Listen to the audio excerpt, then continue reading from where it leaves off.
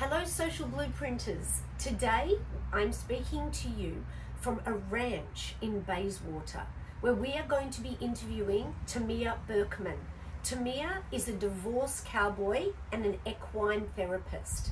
He wants to help people going through separation and all the issues associated with that using horses. It's a wonderful business model and very lucky to be interviewing him today. But before we continue, please go to thesocialblueprint.org.au to see all the events in our community and to be able to get involved, have a look through them. They're wonderful events. So to begin, Tamir, welcome to the Social Blueprint. Thank you, Sal. Welcome. Thanks for having me. It's an absolute pleasure. You have it's a wonderful property here. We're here on a beautiful day. We'll get everyone to see the ranch shortly, but before we do, how did you what is your journey to even becoming the divorced cowboy? Okay, so it all started when I separated 4 years ago, and I was completely lost. There was no roadmap. There was no one coming to me saying, hey, here's what you need to do. Follow this and you'll be okay. Yes. I got lucky. So I got lucky just first of all by being aware that what I'm doing is not what I thought it's going to be like, right? I need to change something to achieve a different result. And also I had a mentor. I met someone, an older man in the community, that he opened some doors for me. He said, hey, look, you can go to men's circles, you can read this book, you can go and journal, you can do this. And I said, you know what, I'm going to say yes to everything. Yes. Because something doesn't work, I need to find out what is going to work for me. And that's how my self-development journey started. Yes. And after about a couple of years doing that with coaches and mentors and men's circles and books and equine therapists, I thought, wow, I really enjoy this. I really enjoy talking specifically with men about deep stuff and separation. How can I make this? Can I do this professionally? So I started studying counseling, so I'm now a counselor, and studied equine facilitated learning, which became equine therapy.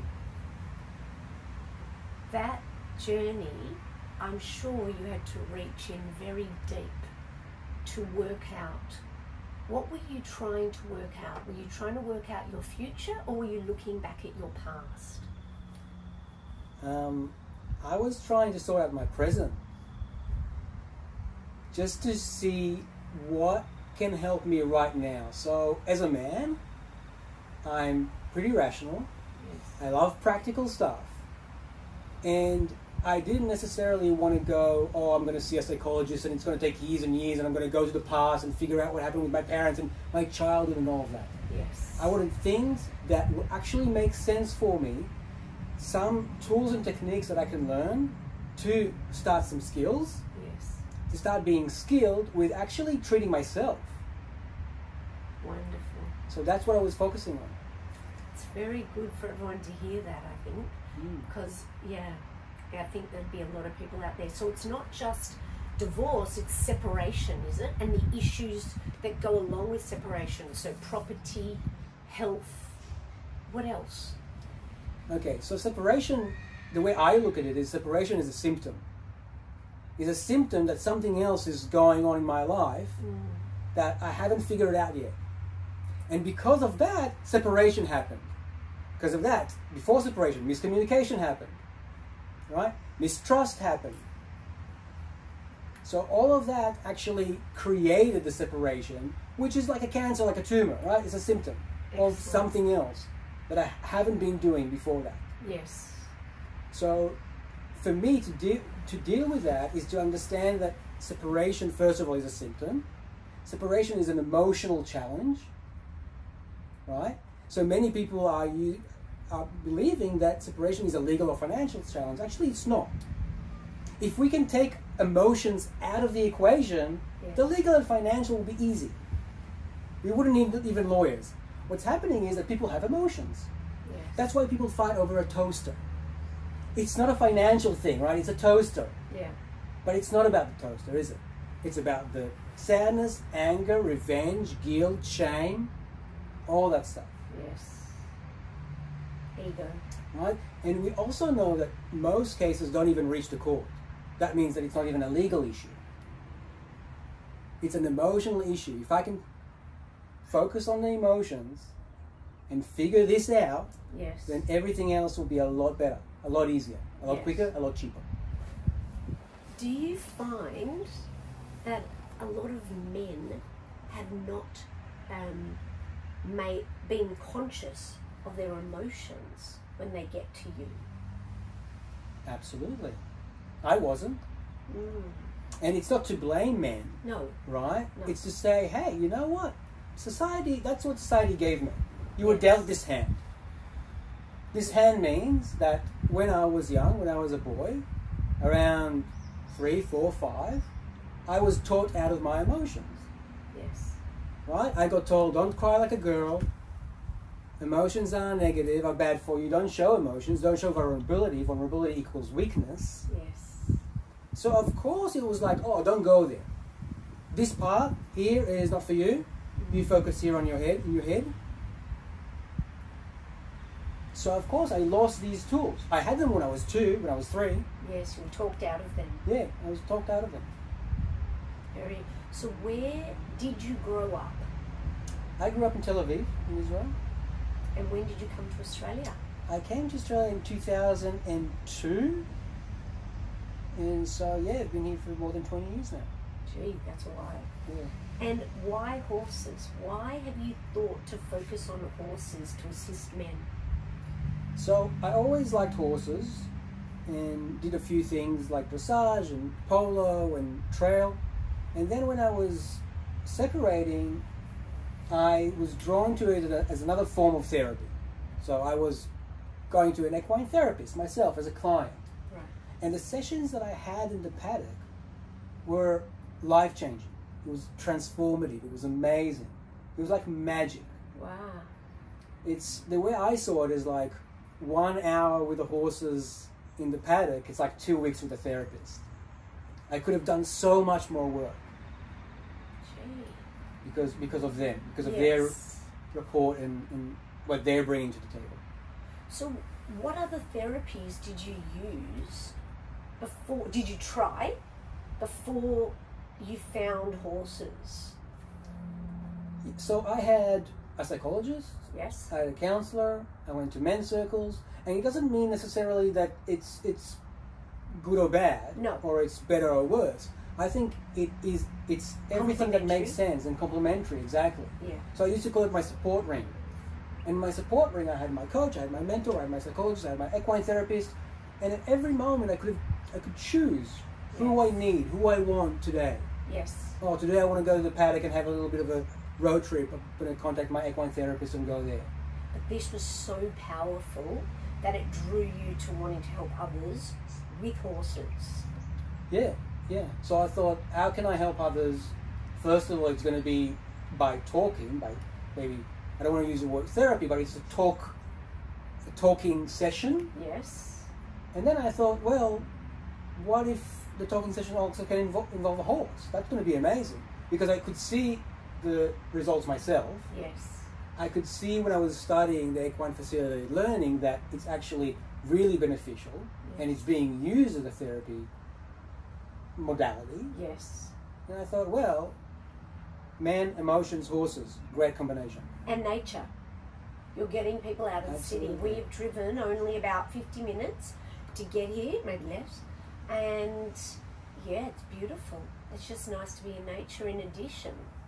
So when somebody comes to see you, what does a session typically look like? So that's a great point about being in nature, right? And that's something that clients actually say, oh, we're out, we're not in an office, this is something different. Yes. So I think that is even starting the session is just coming here, getting out of their usual day-to-day, getting out of the city or the suburbs and coming here to an open space. Yeah. And then I think for most people, this is the first time, or one of the first times they actually met a horse or been around a horse. not in also a situation when they're going to ride it. Yes. So even that is something different, and is something that makes people start feeling things. So clients coming here pretty much starting to feel things. Oh, I feel a little bit scared. Okay. Here we go. That's the start, a great start to the session. Is it? Right? Being scared is a good start. I like that. Yeah, absolutely. Okay. Because then I'm realizing my feeling, right? I'm acknowledging a feeling. Yes, I'm acknowledging very fear. good.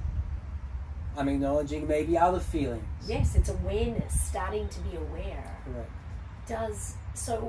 So somebody arrives here, they recognize they're in nature. What's next? Okay, so usually there is a little bit of time that we take before entering the paddock with the horses. That's a little bit of time for self-regulation, for awareness of emotions, just figuring out what state we are at, what state the client is at, so we can take it from there.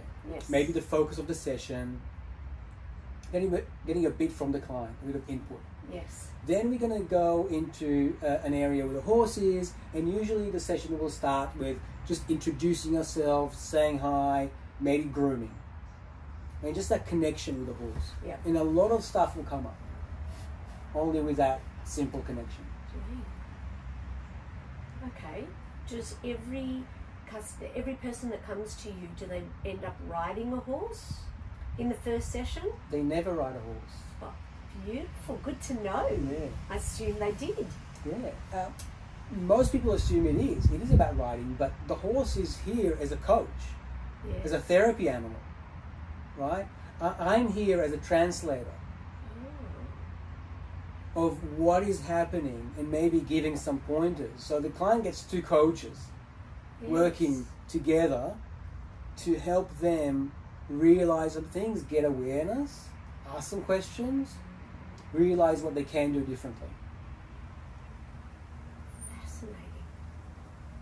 I didn't realize that. And then, so in the session, it's basically you, the horse, and the client out in nature, and they start to have revelations, and that helps them. And then does the talk, so you continue speaking to them. On average, how many times does a client come and see you? It really depends. Some clients come every 2 weeks. Some clients come for a program. Yes. And they leave.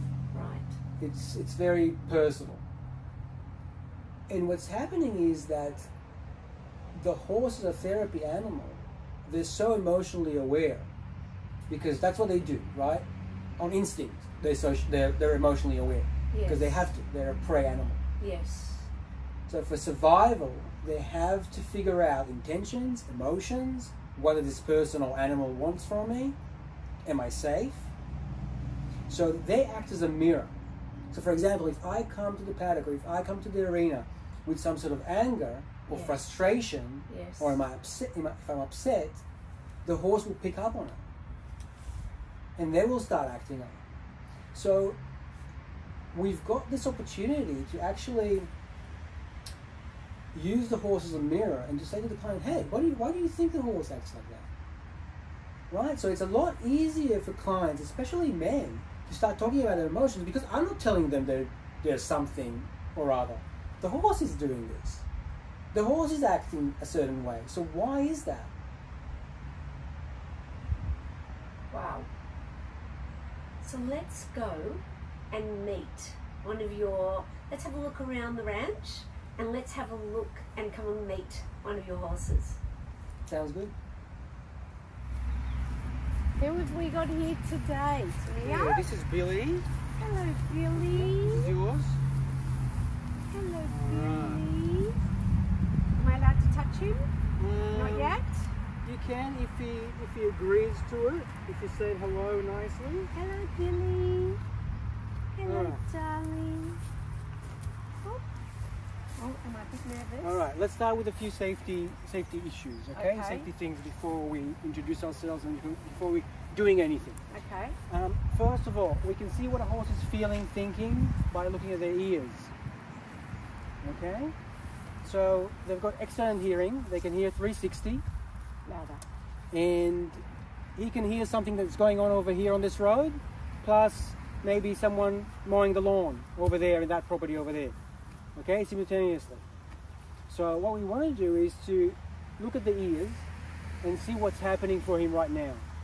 Is he relaxed? Is he listening? Is he present? What we want to watch out for is both ears going straight back, flat back. That's not good. That's not good. Both ears flat back, we take a step back. Okay? That's what Billy is, the leader in his herd.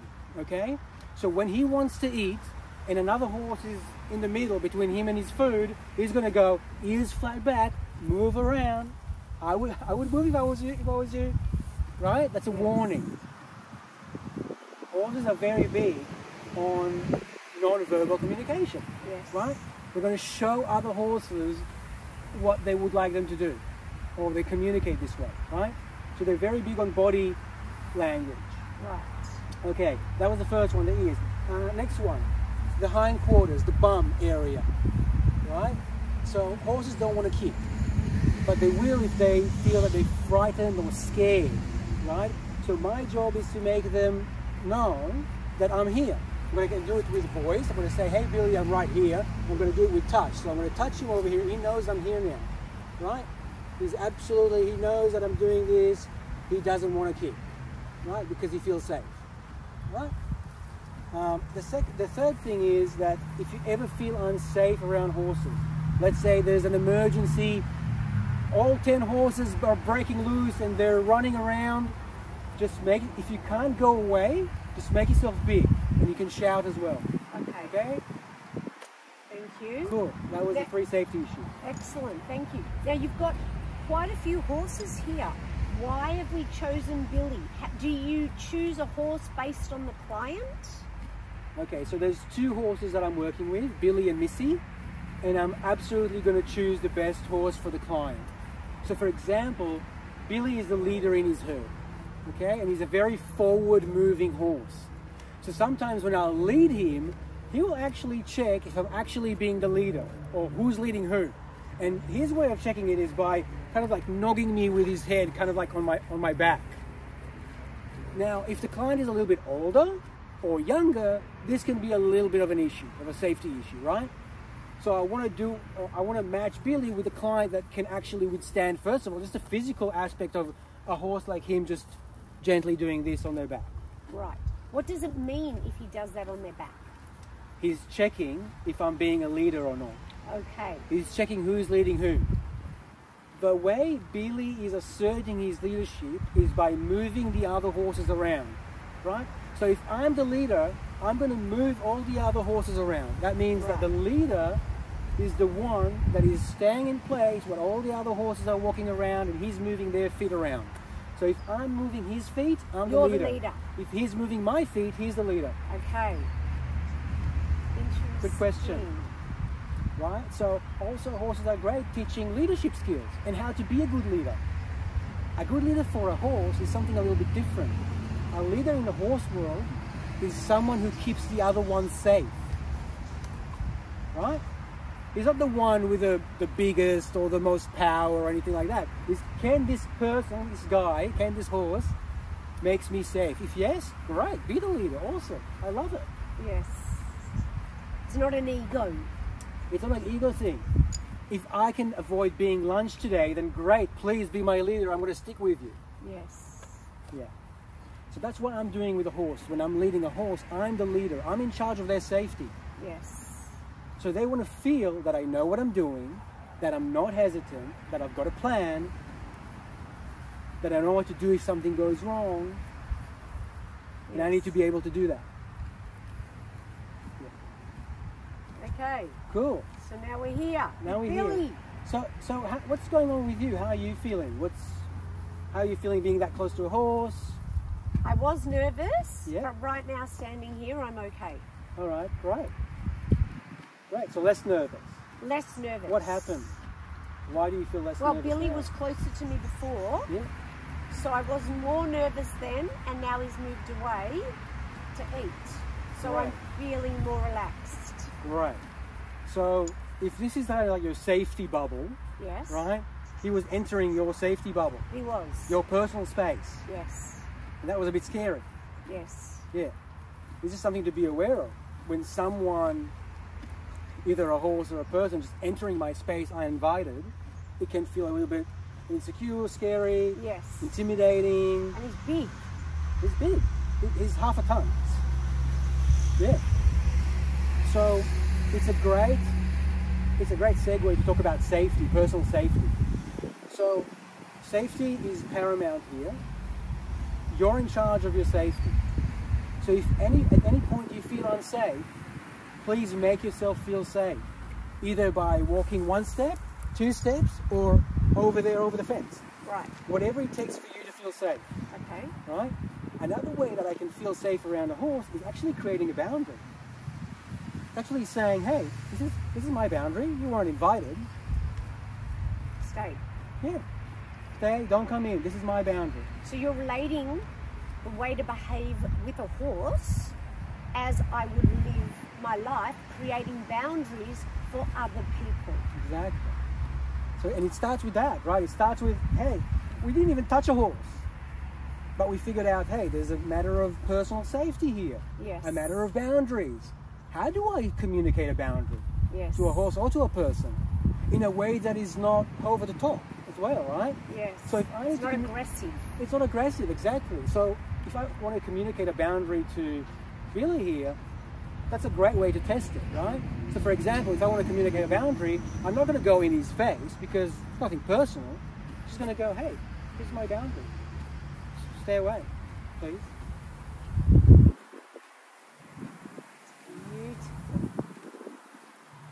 Okay, so you're ready for the next step? Sure. Okay, so when you're ready, when it's safe for you to do it, I can invite you to just say hi to a horse. And Hi, see what that Billy. feels like.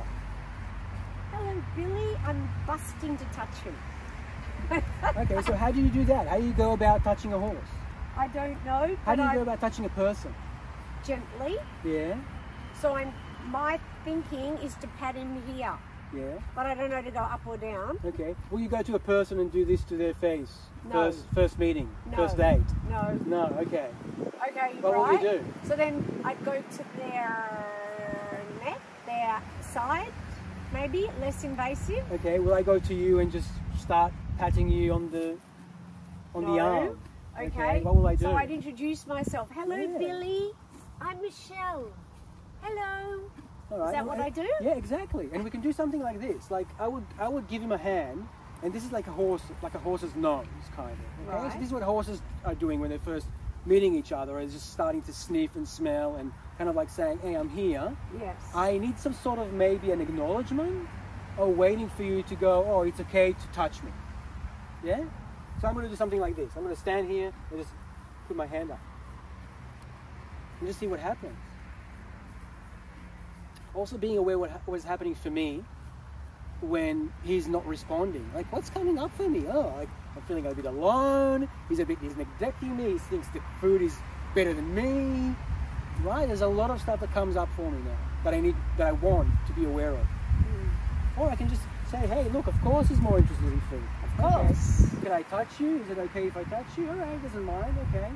I'll start doing that. So how about we go there? How about you introduce yourself, see what's happening, and we'll take it from there. Hello, Billy. And you can use the hand as well. Hello, he came. Oh my gosh, All is right. he going to bite me? That was an acknowledgement. Okay, yes. Right. He You knows know, I'm hey. here. He goes, yeah, I acknowledge you. Yes. You're here. You're part of this now. Yeah. Right. Awesome. Hello, darling. All So right. now can I touch him? Well, busting. what do you think? Oh, Was that an invitation? Was that, hey, it's okay? I think so. All right, do it. Okay.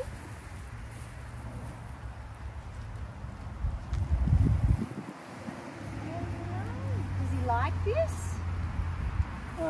Do you like someone touching you after they're being invited to touch you? I love it. Right. So it's another form of connection, right? Touch is another form of connection. Yes. When it's invited, consensual, all of these things, then it's great. Hey, we're communicating here. We're communicating through touch, Wow. right? Beautiful. It's also going to feel like different if you touch him with one hand or both hands, right? Yes. That actually makes a little bit of a difference. Right? What's happening now is that you starting to synchronize your heartbeats. And I'm going to ask you just to be aware of how you feel now while touching him to how you felt 5 minutes ago when he was in your space. I feel warm. Yeah. I feel warm. Safe? Beautiful. Yes, except when he thumps his foot. Yeah. Okay, great. So you started communicating with someone and they did something. Yes. Right? Why did he stump his foot? Was it something about you? Was it something about him? You tell me. Okay, there was a fly there. Oh. Right, so he's shooting flies. Okay. So sometimes it's actually not about us. It's about other people doing their own thing. But we think, oh, what did I do? Oh, are they mad at me? Are they angry? Really good points. All right, so I think that we've given you all a wonderful overview. Thank you, Tamir. No worries. A wonderful overview of equine therapy. I want to take this baby home, but my little dog probably won't appreciate it. And so, social blueprinters, have a look at Tamir Berkman's website and podcast, Equine Divorce Cowboy, and this is an experience I highly recommend to everyone.